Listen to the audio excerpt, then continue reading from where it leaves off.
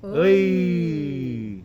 Tudo bem, gente? Tudo bom, gente? Olha aí, mais um vídeo, tá? Do Ressignifique Life, o canal que ajuda você a ressignificar a vida. E assim, a gente tem um tema muito importante para debater com você. Qual é, Ivinha?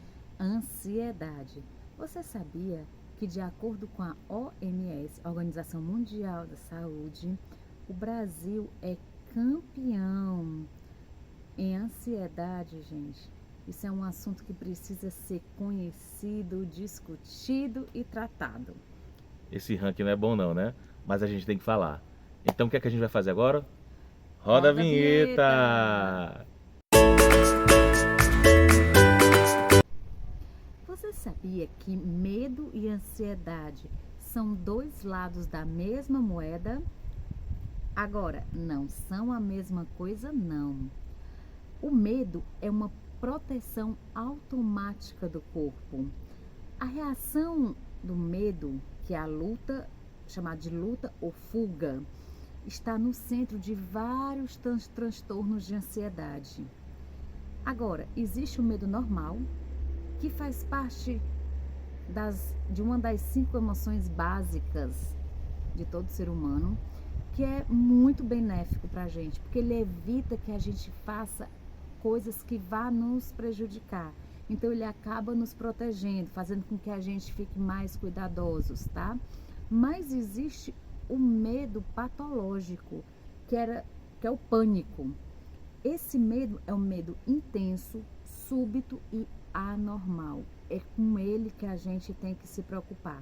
E detalhe, tanto o medo normal como o medo patológico, eles a gente sente as mesmas sensações: taquicardia, sudorese, aceleração da respiração, tremores, boca seca, formigamento, calafrios, independente do medo ser normal ou ser patológico, a gente vai sentir essas sensações.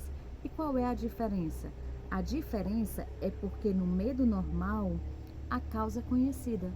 Eu tenho medo de voar, eu tenho medo de altura, eu tenho medo de local fechado, de cachorro, de cobra. A gente sabe do que a gente tem medo, mas quando o medo é patológico, nós não conseguimos muitas vezes identificar um fator desencadeante ou um estímulo óbvio. E é isso que a gente tem que se preocupar.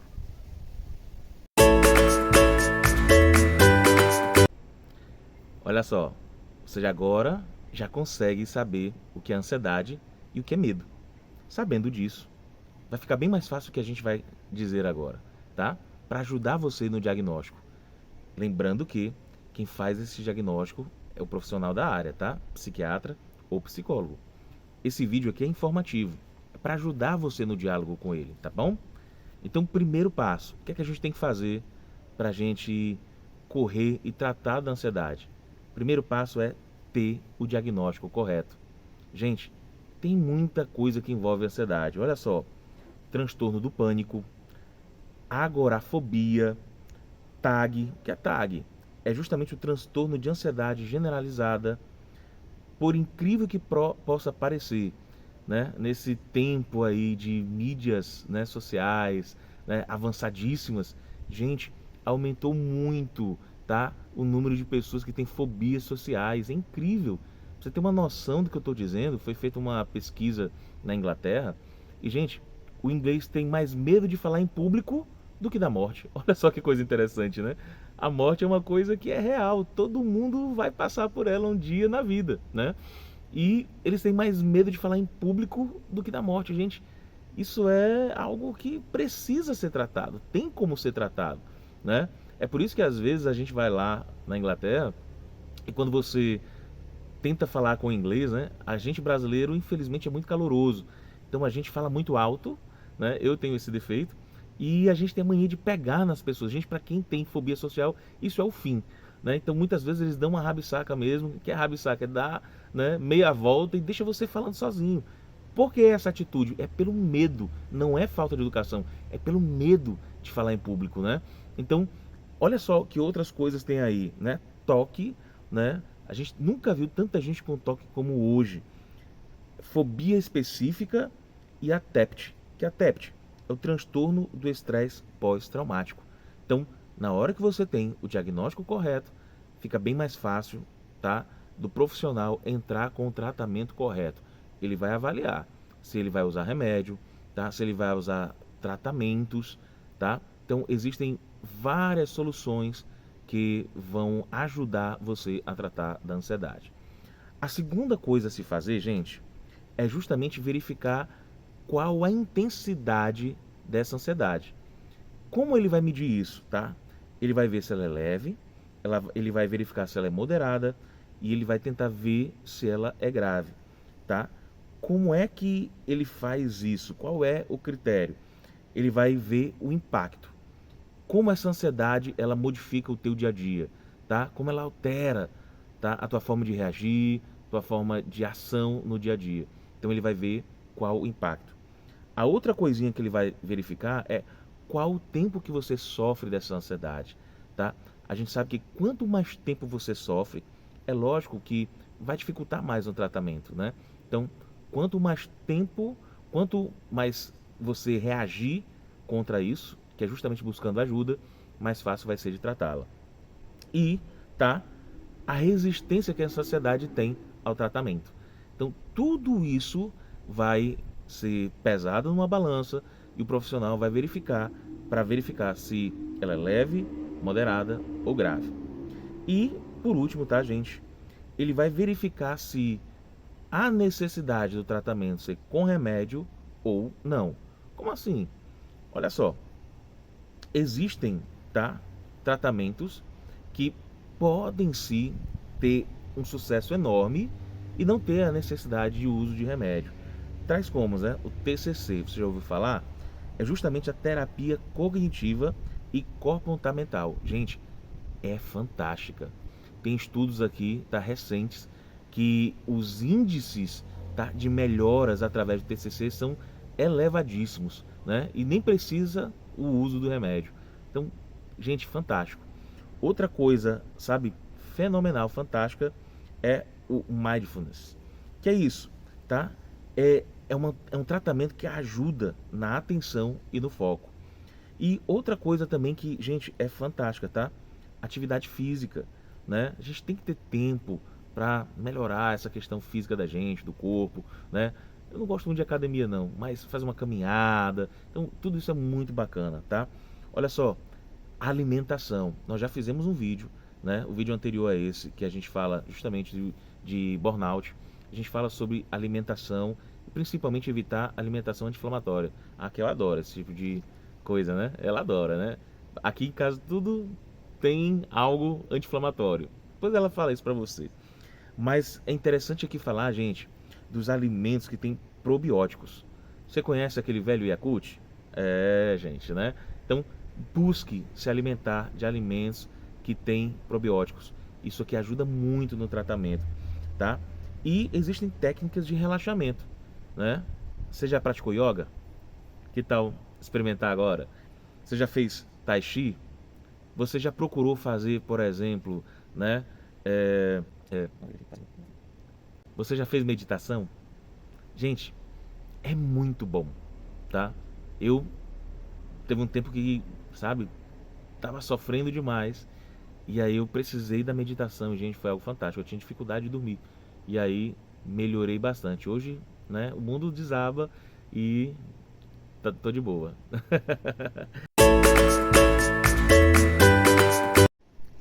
Queria falar agora com você sobre a síndrome do pânico, que infelizmente afeta tanta gente. E, gente, ela é tão sofrida, ela é tão dolorida. Eu queria começar falando de uma coisa assim que a gente nunca vê o pessoal tratando. Você já parou para pensar como uma pessoa com síndrome do pânico pensa? Gente, geralmente a pessoa que tem síndrome do pânico, elas costumam apresentar uma ansiedade antecipatória em relação à possibilidade de terem um novo ataque de pânico. É incrível. Depois que a gente tem o primeiro ataque de pânico, é tão ruim, é algo tão doloroso que a gente acaba tendo medo de que outros ataques venham.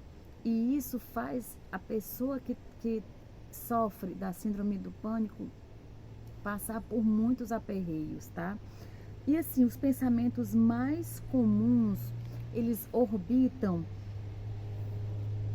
ao redor de 3 pensamentos básicos, que é pensamento em relação à morte, em relação à loucura e em relação ao descontrole. Primeiro, quem sofre de síndrome do pânico vê a morte muito perto de si, porque quando a pessoa está durante o ataque, ela tem sensações de morte. Então, para ela, aquilo é muito real, porque ela realmente está sentindo falta de ar, ela realmente está sentindo taquicardia, ela realmente está sentindo sensação de desmaio. Então, assim, ela realmente está diante da morte naquele momento. Então, os pensamentos ao redor da morte são muito constantes, tá?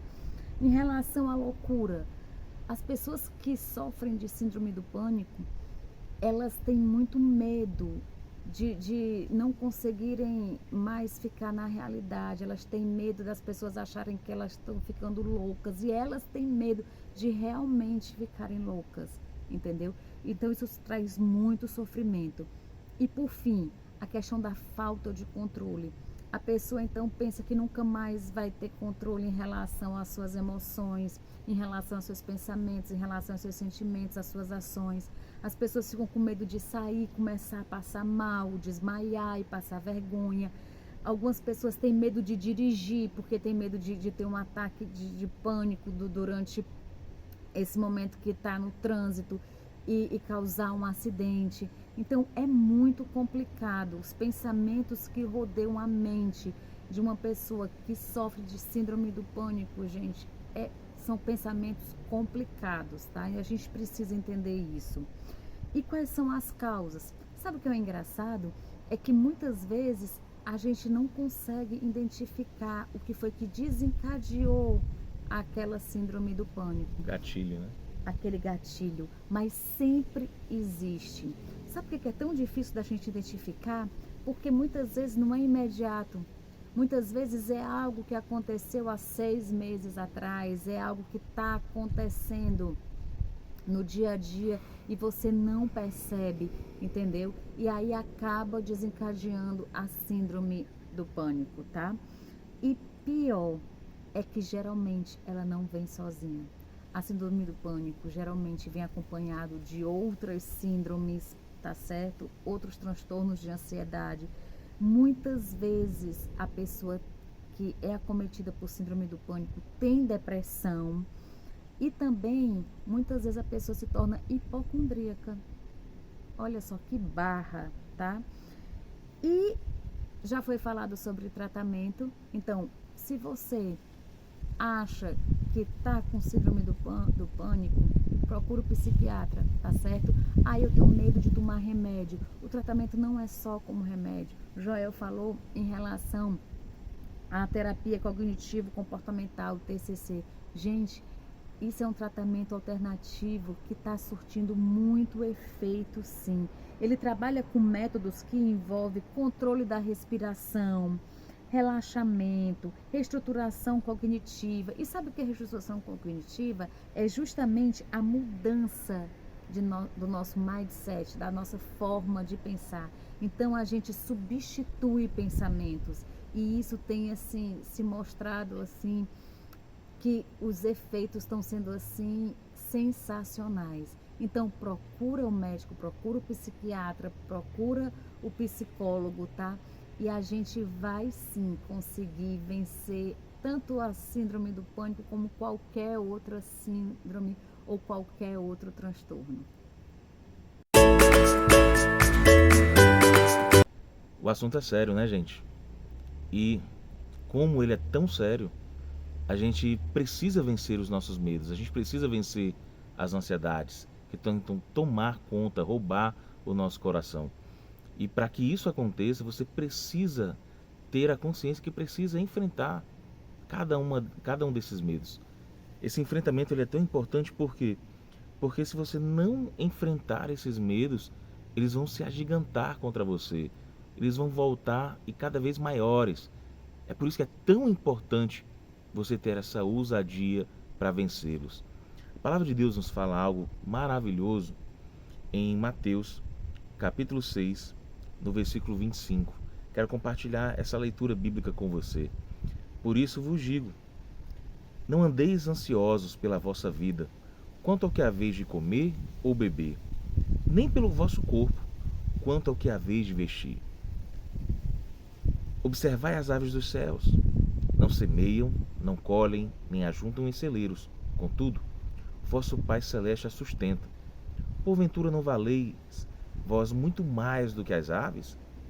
Quantos de vós, por mais ansiosos que estejam, podem acrescentar um pedaço de vida ao seu tempo?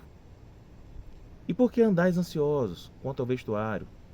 Considerai como crescem os lírios do campo. Eles não trabalham e nem fiam. Eu, contudo, vos afirmo que nem Salomão, em toda a sua glória, se vestiu como qualquer um deles. Ora, se Deus veste assim a erva do campo, que hoje existe e amanhã é lançada no forno, quanto mais a vós outros, homens de pequena fé? Porquanto, não vos inquieteis dizendo, que comeremos, que beberemos, ou com que nos vestiremos? Porque os gentios é que procuram todas essas coisas, pois vosso Pai Celeste sabe que necessitais de todas elas. Buscais, pois, em primeiro lugar o seu reino e a sua justiça, e todas essas coisas vos serão acrescentadas. Portanto, não vos inquieteis com o dia de amanhã, pois o amanhã trará os seus cuidados. Basta a cada dia o seu próprio mal. Então, gente, a gente sabe que precisamos vencer os nossos medos. E você precisa ser franco consigo mesmo. Que franqueza é essa? Você não controla tudo. Você não tem o controle de tudo. Na hora que você olha para si mesmo e procura, tá, ser franco, que você não controla tudo, gente, isso dá uma outra, sabe, dá um outro ritmo para sua vida. Isso dá uma outra forma de pensar, uma outra forma de agir, tá? Tem muita coisa que a gente vai ter que buscar sim o controle, mas vão existir momentos, né, da nossa vida que não depende de nós, tá? Então, encare isso, vença isso, procure ajuda, né? É importante você ter pessoas com quem você possa confiar.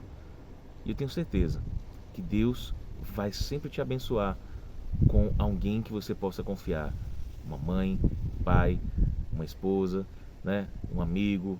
Tenho certeza que Deus vai sempre colocar pessoas boas que queiram sempre o teu bem. E a gente está aqui, tá? É muito importante você compartilhar com a gente o teu comentário, tá? Como você está sendo abençoado com cada palavra que a gente tem ministrado aqui, né? Que o intuito da gente é ajudar você, tá? Então, o que é que a gente vai pedir, Ivinha? Compartilha, dá o seu like, se inscreve se ainda não for inscrito e comenta, tá? A gente quer saber o que passa pela sua cabeça.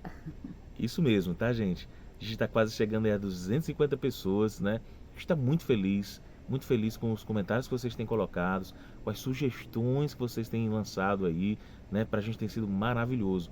E, gente, pra gente é tão gostoso, tá? Tá aqui conversando de coisas que vão ajudar você a ressignificar a sua vida. Tenho certeza que daqui a um tempinho, né? Se você estiver passando por uma ansiedade, a gente vai estar aqui falando de coisas boas e de como você aprendeu a superar isso, tá bom? Então, aquele cheiro no coração. Na próxima a gente vai estar ali em Floripa, né? A gente vai gravar de lá e na quarta você pode aguardar que a gente vai estar junto, tá bom? Tchau, gente. Deus Tchau! abençoe vocês.